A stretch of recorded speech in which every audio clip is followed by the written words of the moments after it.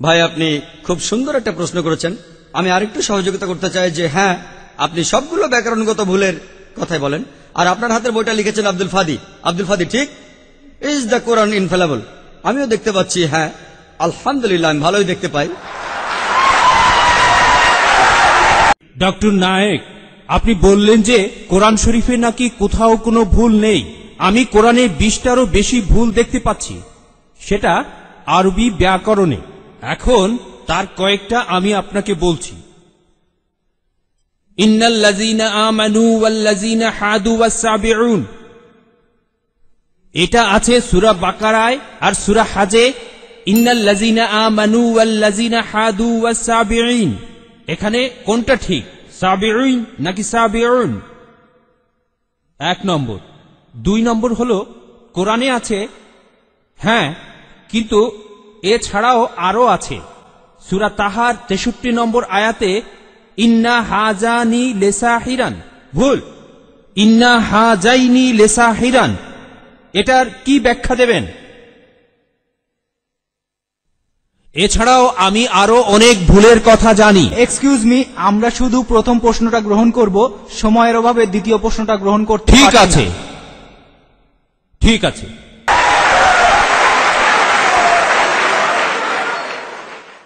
আমি এই 20টা ভুলের সবগুলোর উত্তর দেব, কারণ আমি বইটা পড়েছি।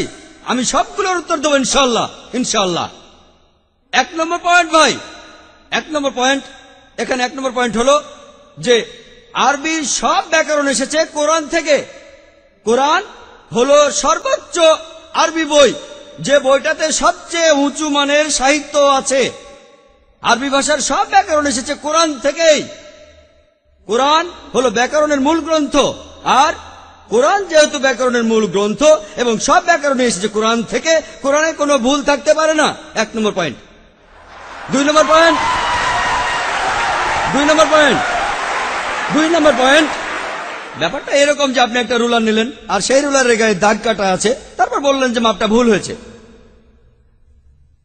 এটা বেশ অযৌক্তিক। 2 নম্বর পয়েন্ট, আরবে বিভিন্ন আলাদা আলাদা গোত্রে, আপনি যদি আরবি জানেন, আর ডক্টর উইলিয়াম ক্যাম্বেল আমার সাথে একমত হবেন যে আরবের গোত্রগুলোর মধ্যে ব্যাকরণ মাঝে মধ্যে বদলে যায়। কিছু কিছু আরবীয় গোত্রে যে শব্দটা স্ত্রীবাচক, অন্য আরেক গোত্রে সেটাই পুরুষবাচক।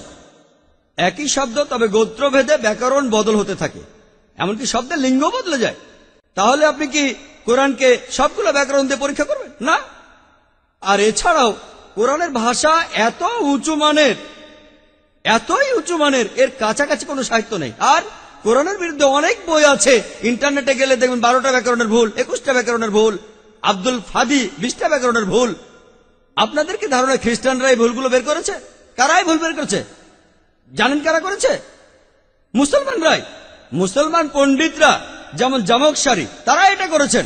কোরআনের ব্যাকরণ এত উঁচু মানের যে কোরআনের ভাষা মাঝে মধ্যে প্রচলিত আরবির বিরুদ্ধে যায়। কোরআনের ব্যাকরণ এত উঁচু মানের, কোরআনের ব্যাকরণ এতই উঁচু মানের, এজন্য তারা উদাহরণ দিয়েছে। আমিও একটা উদাহরণ দেব, এতে আপনারা সবগুলো উত্তর পেয়ে যাবেন। তারা উদাহরণ দিয়েছে যে কোরআনে লেখা আছে লূত আলাইহিস সালামের গোত্রের লোকজন তারা সকল নবীকে ত্যাগ করেছে। বলা আছে সব নবীকে তারা বর্জন করেছে। ডক্টর উইলিয়াম ক্যাম্বেল বললেন যে নূহ নবীর গোত্রের লোকজন তারা নবীদের ত্যাগ করেছে। আমরা ইতিহাস থেকে জানি যে মাত্র একজন নবীকে তাদের কাছে পাঠানো হয়েছিল। তাহলে এখানেও ব্যাকরণের ভুল আছে। কোরআনে বলা উচিত ছিল একজন নবীর কথা, বহুবচন না।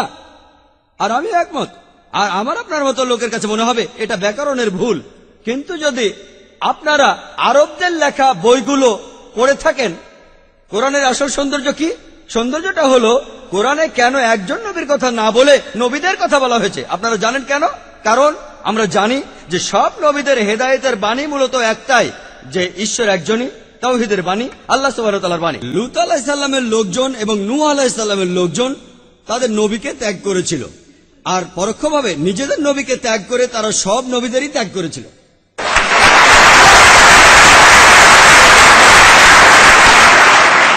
সৌন্দর্যটা দেখেন, ভাষার অলংকার দেখেন, আলহামদুলিল্লাহ। আপনার মনে হতে পারে এটা ব্যাকরণের ভুল, কিন্তু এটা ভুল নয়। একইভাবে নূর সারওয়ার নামে একজন বলেছেন যে কোরআন বলছে কুনফা ইয়া কুন, হ বললে হয়ে যায়। এটা নাকি হবে কুনফা কানা, হ বললে হয়ে যেত। হ্যাঁ, আরবির পাস্ট টেন্সে কুনফা কানা কুন ফায়াকুন নয়, কিন্তু কুন ফায়াকুন আরো উঁচু মানের। বলা আছে আল্লাহ তিনি ছিলেন, আছেন আর থাকবেন, অতীত বর্তমান আর ভবিষ্যৎ। Thank you doctor Naik.